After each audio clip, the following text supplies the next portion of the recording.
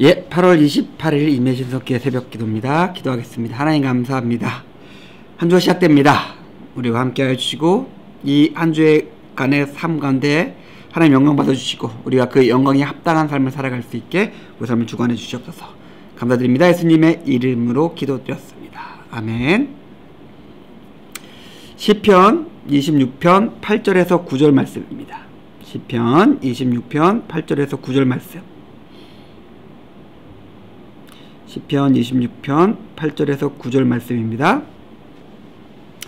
여호와여, 내가 주께서 계신 집과 주의 영광이 머무는 곳을 사랑하오니 내 영혼을 죄인과 함께 내 생명을 살인자와 함께 거두지 마소서. 아멘. 본문에서 그 시인에게 두 가지 모순되는 상황이 등장합니다. 하나는 그가 말했던 것처럼 그가 멸망할 수밖에 죄인들과 함께 있다는 현실이고, 그러나 그런 현실과 다르게 그의 마음과 영혼은 하나님을 향하고 있다는 겁니다. 두 개가 정말 정반대되는 그런 상황, 그 환경 속에서 그가 있습니다. 우리는 세상을 살아갑니다. 세상은 하나님이 창조하신 세상은, 그러나 지금 우리가 너무 잘 아는 것처럼 하나님의 뜻, 하나님의 목적, 하나님의 의로 돌아가거나 지배되는 곳이 아닙니다. 반대로 인간의 죄악과 탐욕과 이기심이 작동하며 그것들을 움직이고 있습니다. 그래서 세상의 힘이 점점 자라나고 세상의 힘이 더 커지면 커질수록 사람들의 죄악과 탐욕과 이기심이 더 커지는 것이 되고, 그것이 팽창해서 한계에 부딪혔을 때 전쟁이 일어나죠. 우리가 지난 정말 아름답고 풍요로운 정말 많은 몇십 년의 시간을 지나왔는데, 이제 우크라이나에서, 대만에서 혹은 다른 곳에서 전쟁의 이야기가 들려납니다. 어쩔 수가 없습니다. 우리가 살아가는 세상, 지금 이 세상은 하나님이 아닌 인간의 탐욕과 이기심이 지배하고 작동하는 것이기 때문에 그렇습니다. 그렇기 때문에 하나님의 심판에서 자유로울 수가 없는 것이죠. 하나님은 결국 죄악을 심판하시는 하나님이시며 이 죄악된 세상을 심판하시기에, 하나님께서 이 세상을 심판하실 때 우리도 그 심판에서 벗어날 수가 없다고 시인이 이야기하고 있는 겁니다. 그런데 시편의 기자가 8절에서 얘기한 것처럼, 그리고 다른 성경에서 하나님께서 자기에 대해서 설명하셨던 것처럼 하나님은 의인과 죄인을 동시에 심판하지 않으십니다. 예수님께서 말씀하셨던 가라지의 비유처럼 오히려 의인을 위하여 당연히 제거되어야 할 악과 악인을 그냥 놔두시고 심판을 미루십니다. 이 말씀을 여러 가지로 생각해 볼 수가 있는데, 그러나 우리가 여기서 그냥 제가 생각했을 때 한 가지를 좀 생각해 봤으면 좋겠어요. 하나님은 의인 때문에 악한 세상을, 그리고 악인을 지금 심판하진 않으십니다. 그러면 우리가 의인이었으면 좋겠죠.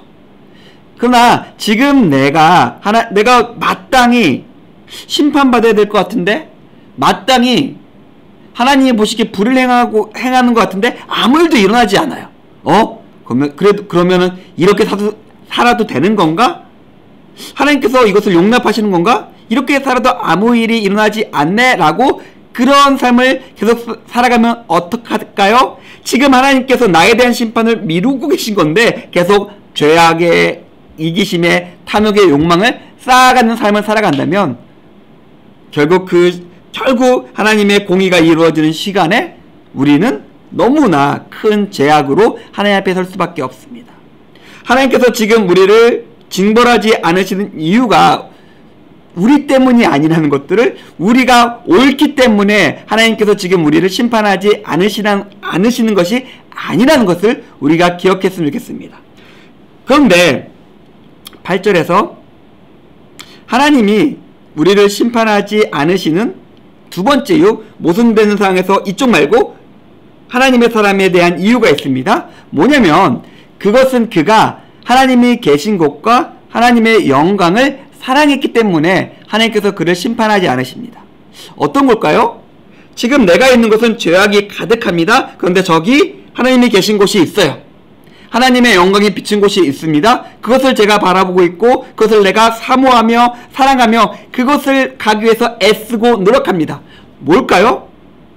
하나님이 계신 영광과 거룩과 진리에 도달하기 위해서 그것을 사랑하고 사모하며 애쓴다는 것은 나의 삶을 선하고 의롭고 아름답고 거룩하게 살아가면서 그것에 점점 가까워진다는 의미입니다. 그렇기 때문에 우리는 심판받는 자가 아니라 의인으로서 하나님 앞에 설 수 있게 된다는 것이죠. 사랑하는 성도님들, 우리는 제가 말씀드렸던 것처럼 전혀 반대되는 두 가지 모순적인 상황 속에 놓여졌습니다. 하나님의 사랑으로 제약된 세상을 살아가고 있습니다.